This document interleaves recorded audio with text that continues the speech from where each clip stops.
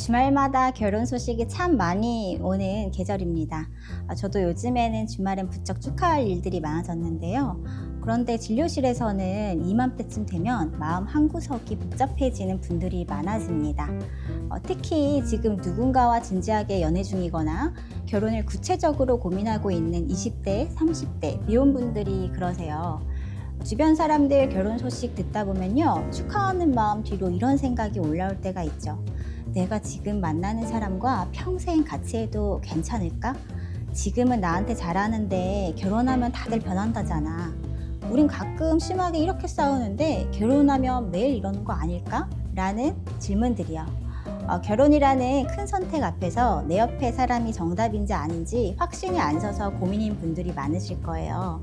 지금 옆에 있는 사람과 평생 갈 수 있을지 헷갈리신다면 어떤 걸 확인해 봐야 하는지 오늘은 그 막연한 불안을 정리해 줄 기준 하나를 소개해 드리려고 합니다.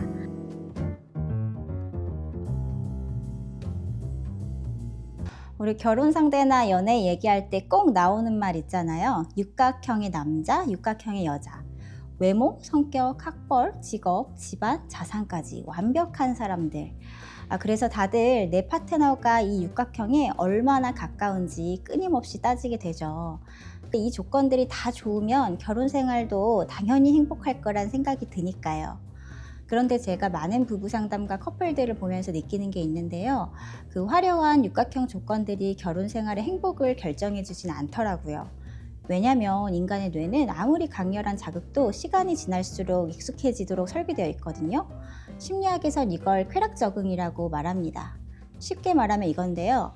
연애 초반의 설렘, 조건이 주는 만족감 이런 것들은 삶의 무게가 더해지면 결국엔 식기 마련이에요. 뇌가 원래 그렇게 생겼답니다. 그래서 진짜 결혼 생활의 위기는 화려한 조건이 아니라 살면서 반드시 마주하는 사소한 갈등과 지루함에서 시작되거든요. 예전만큼 안 행복하네? 사랑이 식은 건가? 우린 안 맞나 봐. 조건의 최고점에만 매달리니까 작은 파도에도 배가 뒤집힐 것처럼 느껴지는 거죠. 그러면 진짜 오래 단단하게 평생 잘 사는 사람들은 뭐가 다른 걸까요? 이 질문에 대해서 꽤 흥미로운 연구가 하나 있어요. PNAS라는 세계적인 학술지에 실린 결과인데요. 전 세계 29개 연구실에서 모은 43개의 커플 데이터를 11,000쌍을 모아서 분석한 연구입니다. 연구진은 관계의 만족도를 가장 강력하게 예측하는 건 뭘까? 무엇이 커플을 행복하게 만드는 걸까? 라는 질문에 머신러닝이라는 인공지능 기술로 수백 개의 설문 항목을 돌려서 결과를 도출해 냈는데요. 결과가 좀 의외입니다. 먼저 상대방의 성격이나 스펙, 외향적인지 성실한지, 학력이 어떤지, 수입이 얼마인지 이런 것들이 파트너의 관계 만족도에서 차지하는 비율이 고작 5%였다고 합니다. 그런데 여기서 더 흥미로운 게 있어요. 상대방이 실제로 어떤 사람인지는 거의 영향이 없었는데 대신 내 눈에 이 사람이 어떻게 보이냐는 압도적으로 중요했다고 합니다. 같은 사람인데 객관적으로 어떤 사람이냐 보다 내가 이 관계를 어떻게 경험하고 있느냐가 관계의 질을 결정한 겁니다. 이 부분의 만족도는 약 45%를 설명한다고 해요. 이 연구진이 뽑은 가장 강력한 예측 변수 5가지를 이제 하나씩 말씀드리겠습니다. 첫 번째로 이 사람이 나한테 진심으로 헌신하고 있다는 느낌이에요. 이게 1등이었습니다. 이게 왜 1등이었을까요? 제가 진료실에서 많은 커플들이나 부부들을 만나면서 느끼는 건데요. 사람은 상대의 조건에 안심하는 게 아닙니다. 상대가 나를 향해 남아있다라는 느낌에 안심하는 거거든요. 그래서 아무리 스펙이 좋아도 이 사람이 언제든 떠날 수 있다는 불안이 깔려 있으면 관계는 굉장히 불안정해지죠. 두 번째로는 감사입니다. 이 사람이 있어서 참 고맙다 하는 마음이요. 세 번째로는요, 성적 친밀감이에요. 이건 단순히 횟수가 아니라 서로의 몸과 마음에 대한 존중이 바탕이 된 친밀감을 말합니다. 네 번째는 내 파트너가 이 관계에 만족하고 있다라는 인식입니다. 재밌는 건 상대가 실제로 만족하느냐 보다는 내가 이 사람이 만족하고 있구나 라고 느끼는 게 더 강력했다고 해요. 관계의 질은 객관적 현실보다 서로에 대한 인식에서 더 크게 좌우가 된다는 뜻이기도 하겠죠. 그리고 5번째로 갈등이었어요. 이건 조금 중요해서요. 뒤에서 따로 말씀드릴게요. 그런데 이 연구에서 하나 더 주목할 게 있는데요. 연구진이 앞으로 이 커플이 더 행복해질지 불행해질지도 예측해 보려고 했거든요. 그런데 어떤 데이터를 넣어도 미래의 변화는 거의 예측이 안 됐습니다. 예측 성공률이 5% 미만이었어요. 이게 의미하는 게 뭐냐면요. 지금 이 사람이 미래에 어떻게 변할지를 미리 알아내는 건 만천쌍의 데이터와 인공지능을 동원해도 불가능에 가까웠다는 겁니다.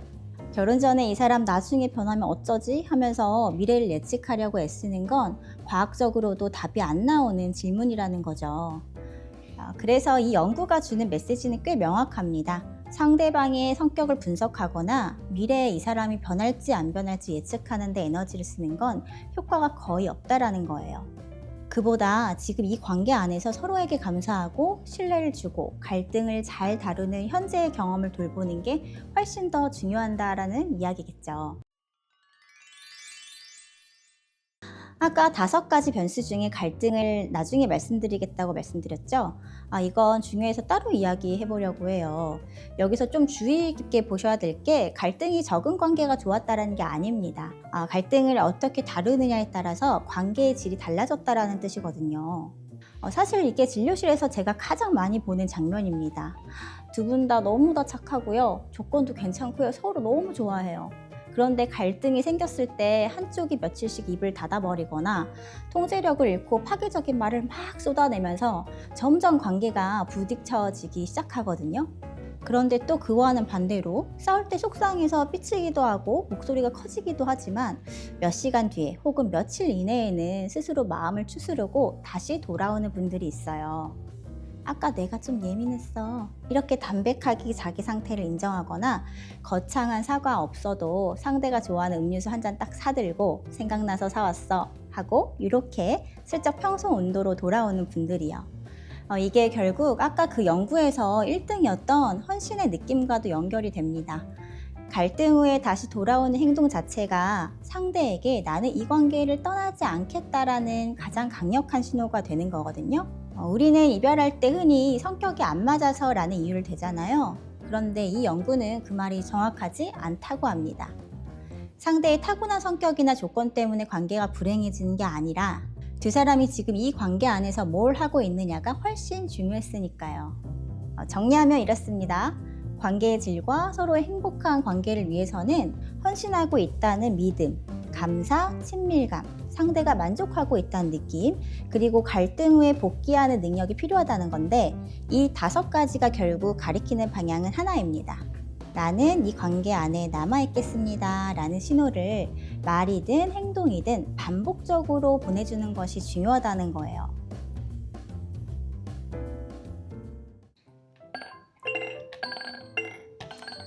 제가 종종 진료실에서 오뚜기로 설명드릴 때가 있는데요.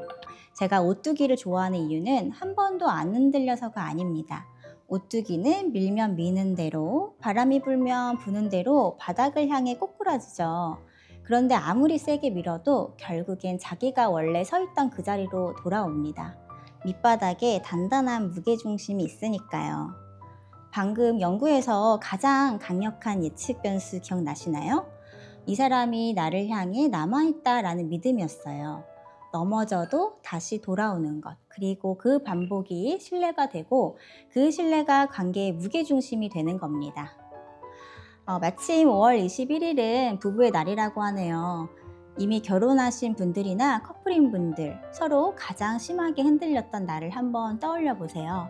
그때 거창한 사과는 없었어도 평소처럼 밥 먹었어? 묻거나 같이 좋아하는 예능 보면서 쓱 풀려서 다시 제자리로 돌아왔던 적이 분명 있었을 겁니다.